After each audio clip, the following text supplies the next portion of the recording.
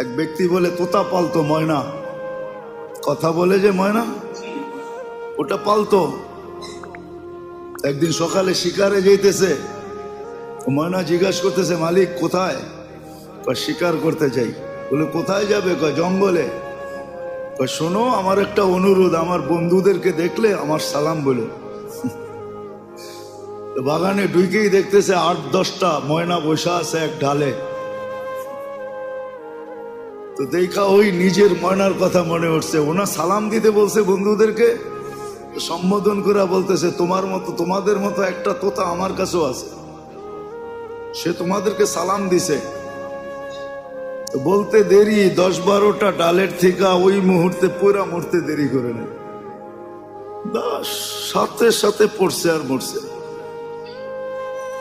তো 10টাকে নাইরা চেরা উঠা, মনটা ভাঙ্গা গেছে যে